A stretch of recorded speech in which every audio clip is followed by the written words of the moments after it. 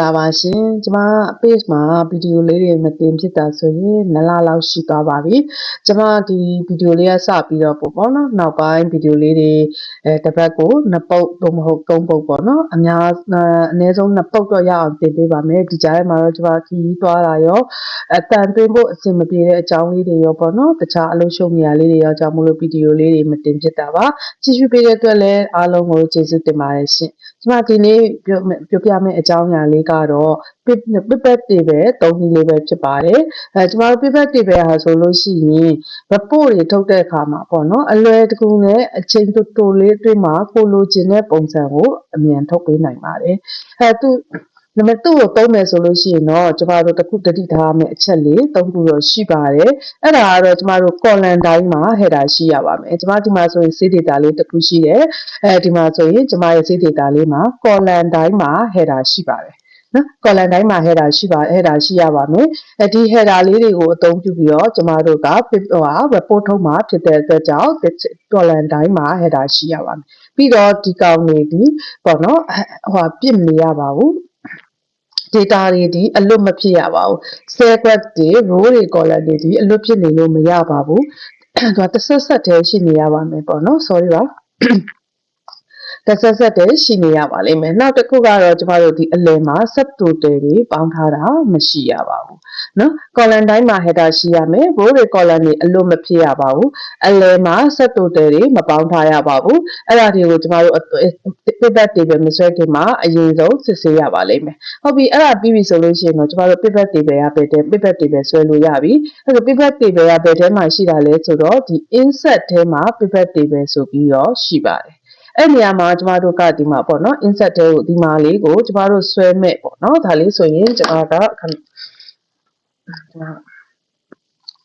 ဒီကောင်လေးက table လေးပေါ့နော်ကျမအရင်ဆုံးဒီကောင်လေးကိုကျမ convert to weight နဲ့အရင်ပြကြည့်ပါမယ်ဟုတ်ပြီ convert to weight နဲ့ပြောင်းလိုက်မယ်ဆိုရင်သူ့ data ကကျမတို့3400ကျော်ထိရှိပါတယ်ဟုတ်ပြီအဲ့ဒါဆိုကျမတို့ pivot table ဆွဲမယ်ဆိုရင်ဒီ data ရဲ့တနေရာမှာ cursor လေးထားလိုက်ပါပြီးရင် insert ထဲကိုသွားမယ် pivot table ကိုရွေးလိုက်ပါမယ်အဲ့ဒါဆိုရင် pivot table ကိုနှိပ်လိုက်ပြီးဆိုတာနဲ့ဒီမှာဒီလိုပေါက်လေးကြာလာပါမယ်အဲ့မှာဆိုရင်ကျမတို့က select a table or row ဆိုပြီးတော့ပြနေတယ်ကျမတို့ဒီမှာရှိတဲ့3486 content ပေါ့နော်သူကအားလုံးတစ်ဆက်တည်းရှိနေတဲ့ data တွေကို select မှတ်ပေးသွားပါတယ်ဒါကြောင့်မို့လို့ကျမတို့ cell quad တွေကအလွတ်မဖြစ်ရတာပါအဲ့ဆိုတော့ကျမတို့ကထပ်တိုးရင်တော့ကျမတို့ကဒီကောင်ကိုလာပြီးတော့မှ table tabular ပုံစံ table ပုံစံမဟုတ်ဘူးဆိုရင်တော့ကျမတို့ဒီကောင်ကိုလာပြီးတော့မှပြင်ရမှာပါအဲ့တော့ကျမတို့ကထပ်တိုးတာတွေရှိနိုင်တယ်ထပ်တိုးတာတွေရောရှိနိုင်တယ်ဆိုလို့ရှိရင်တော့စကြတဲ့က table ပုံစံနဲ့အသုံးပြုခဲ့တာကောင်းပါတယ်အဲဆိုတော့ကျမကဒီကောင်ကို control A နဲ့ select မှတ်လိုက်မယ်အဲ့ဒါပြီးရင်တော့ control D လို့နှိပ်လိုက်ရင် create table ဆိုပြီးကြာလာတယ်ကျမရဲ့ table က header ရှိတယ်အဲ့တော့ table header လေးကိုအမှန်ချင်း okay လို့ပေးလိုက်မယ်ဒါဆိုရင်တော့ tabular table ပုံစံလေးဖြစ်သွားပြီပြီးရင် cursor လေးတစ်ချက်ထားမယ် insert ထဲကိုသွားမယ် pivot table ကိုရွေးလိုက်ပါမယ်ဒီမှာဆိုရင်ကျမအရင်ဆွဲထားတာလေးရှိရဲ့ table လေးရှိရဲ့အတွက်ပေါ့နော်ဒီမှာ table 2ဆိုပြီးပြနေတယ်ဒီအောက်မှာဆိုလို့ရှိရင်ကျွန်တော်တို့ new worksheet မှာပေါ်ခြင်းတလား pivot table ကိုဆွဲခြင်းတလား existing worksheet မှာဆွဲခြင်းတလားဆိုတာကိုမေးပါတယ်ကျမ new worksheet ကိုသုံးပါတကယ်လို့ existing worksheet ကိုဒါသုံးခဲ့မယ်ဆိုရင်တော့ကျမတို့ဒီနေရာမှာ location ဆိုပြီးတော့ကျမတို့ဘယ်နေရာမှာဆွဲမှာလဲဆိုတာရွေးပေးရပါမယ် new worksheet ကိုသုံးတယ်ဆိုရင်တော့သူကစိတ်ဆုံးမှာပဲဒါပြပေးသွားမှာဖြစ်တဲ့အတွက်ကျမတို့ location ရွေးဖို့မလိုပါဘူးကျမ new worksheet ကိုရွေးလိုက်မယ် okay လို့ပေးလိုက်မယ်အဲ့ဆိုရင်ဒီမှာကျမတို့ရဲ့ဒီမှာ sheet 3မှာ pivot table ဆွဲမဲ့ပုံစံကြီးကြာလာပါပြီဒါလေးကတော့ဒီမှာ pivot table report ထုတ်မဲ့ area ပါဒီဘက်ကတော့ pivot table fee name နေနဲ့ကျမတို့ pivot table fee တွေပါကျမတို့ဒါလေးကိုအသုံးပြုပြီးဆွဲမှာပါဒီမှာဆိုရင်ကျမတို့ခဏနေတော့ငါကြည့်ခဲ့တဲ့ column header တွေကဒီမှာဆိုရင် fee name အနေနဲ့လာပြနေပြီဖြစ်ပါတယ်ကျမတို့ဒီမှာဆိုလို့ရှိရင် pivot table fee လေးကကျမတို့ဒီမှာ pivot table လေးဆွဲလိုက်တာနဲ့ဒီပေါ်မှာ pivot table analyze ရဲ့ design ရဲ့ဆိုပြီးပေါ်လာပါတယ်ဒီမှာဆိုရင် choose pivot table fee မှာဆိုရင်လည်း choose fee to add to report ဒါကပေါ့နော်ဒီထဲက fee တွေကို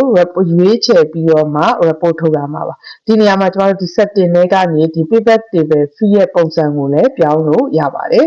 ဒီမှာဆိုဒီပုံစံလေးရှိနေပြီပေါ့နော်ကျမတို့ဒီမှာဆိုလို့ရှိရင် area selection stats ဒီကောင်လေးစံလေးတွေနဲ့လည်းပြောင်းလို့ရပါတယ်ကျမလောလောဆယ်ဒီပုံ site by site နေနဲ့ပဲကျမအဆင်ပြေပို့ပြတယ်လို့ထင်လို့ဒီတိုင်းလေးထားလိုက်ဟုတ်ပြီအဲ့ဒါဆိုကျမတို့ဒါလေးတွေကိုဘယ်လိုထုတ်မှာလဲဆိုတော့ဒီဘက်မှာ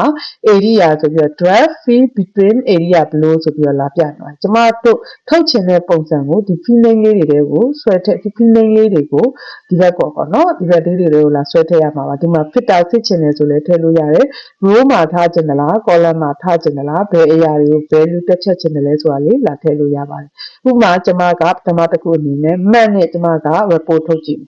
အဲ့ဒီ month ကိုကျမကအဲ့ဆိုရင်ဒီတိုင်းလေးဆက်လက်မှတ်လိုက်ရင်လေသူက month ကိုဒီ၄ခုတည်းကတင့်တော်ရာတစ်ခုမှလာထည့်သွားမှာပါအဲ့လိုကျမကဒီမှာနောက်တစ်ခုကျမမှတ်လိုက်မယ်ဆိုတော့သူကတင့်တော်ရာမှာလာထည့်သွားမယ်ပေါ့နော်တကယ်လို့ကျမတို့ကကိုလိုချင်တဲ့နေရာကိုရောက်ချင်တယ်ဆိုရင်တော့ဒါလေးကိုဖိဆွဲပြီးတော့ထည့်ပြရမှာဟုတ်ပြီကျမက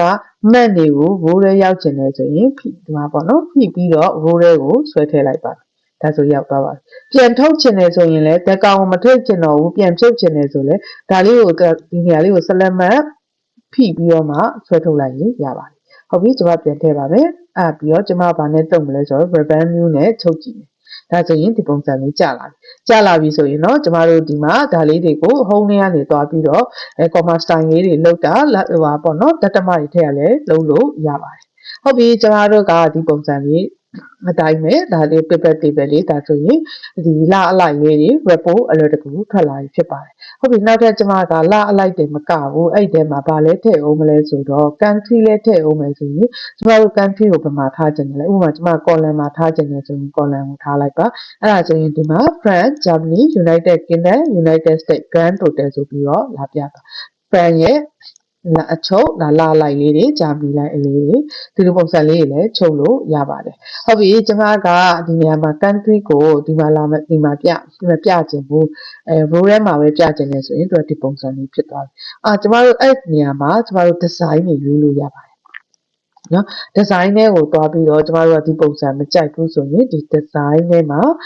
ဒီမှာ report layout ဆိုတာရှိရဲအဲ့ဒီကနေဒီမှာဆိုဒါဆို compact form ပေါ့နော်အဲ့ဆိုရင် outline form အနေနဲ့ပြမယ်ဆိုရင်ဒီမှာ column တစ်ခုချင်းစီဖြစ်သွားပြီဒီလိုပုံစံလေး January ဒီလိုလေးလာပြမယ်နောက်တစ်ခုက tabular ဒါဆိုရင်တော့ဇယားပုံစံလေးပြခြင်းလဲဆိုရင်ဒီလိုဇယားပုံစံလေးနဲ့လာပြပေးလို့ရပါတယ်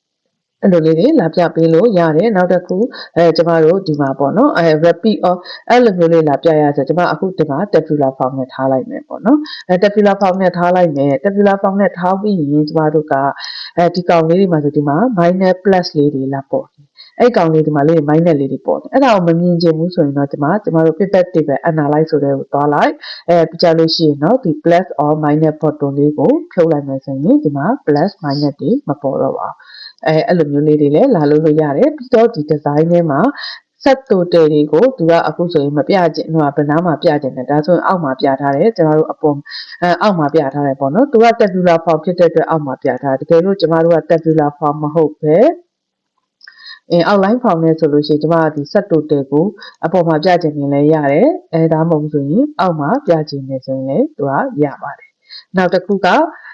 ပြီးတော့ပေါ့နော် grand total ကိုလည်းကျမတို့ထည့်ခြင်းလဲရတယ်ဖြုတ်ခြင်းလဲရတယ်ဒီမှာ grand total ဖြုတ်လို့ရတယ်ဒီမှာ report layout ပါပြီးတော့ဒီ January ဆိုကျမဒီနေရာမှာ January အကုန်လုံးအပြည့်လုပ်ခြင်းတယ်အပြည့်မလုပ်ချင်ဘူးဒါလေးလည်းရွေးလို့ရတယ်အပြည့်လုပ်ချင်တယ်ဆိုရင်လည်းဒီ report layout ထဲမှာ repeat or item label ဆိုတာရှိပါတယ်အဲ့ဒါလေးတွေကိုဒီမှာတက်လိုက်မယ်ဆိုရင်ဒီမှာအောက်မှာ repeat လာပေါ်သွားမှာပါမဟုတ်ဘူးကျမတို့ကမဖြုတ်ချင်တယ်ဆိုလဲဒါကိုဖြုတ်လိုက်ရင်ဒီပုံစံမျိုးဖြစ်သွားမှာဒီလိုပုံစံမျိုးနဲ့ဒါကျမတစ်ခုလည်းလုပ်ပြထားတာပေါ့နော်နောက်ထပ်ကျမတို့ဒီမှာဆိုရင်နောက်ထပ်တစ်ခု revenue နဲ့ကျမတို့ country တွေမထည့်ချင်တော့ဘူးဆိုရင်လည်းဒီမှာပြန်ဖြုတ်လိုက်ရင်တက်တာမှာနော်အဲ့ဒါနောက်ထပ်ကျမတို့ကဒီမှာ cost လဲထည့်ချင်နေရဆိုရင်လည်း cost ထည့်လိုက်ရင်လည်းဒီမှာလာပြီးတော့ဒီမှာ cost နဲ့လာပြမယ်ဒီမှာ revenue နဲ့လာပြမယ်ဒီလို set တလို့ပုံစံလေးတွေထုတ်လို့ရပါတယ်ဒါကတော့ pivot table အသုံးပြုတဲ့အခြေခံအချက်လေးတွေဖြစ်ပါတယ်နောက်ဗီဒီယိုမှာတော့သူ့ရဲ့ pivot table ရဲ့ဒီ analyze တဲ့ကောင်းလေး design တွေပြောင်းတဲ့ပုံစံလေးတွေကိုထပ်ပြီးတော့ပြဝေပေးပါအောင်မယ်ရှိကြည့်ရှုပေးတဲ့အတွက်ကျေးဇူးတင်ပါတယ်နောက်ဗီဒီယိုမှာပြန်တွေ့ကြမယ်နော်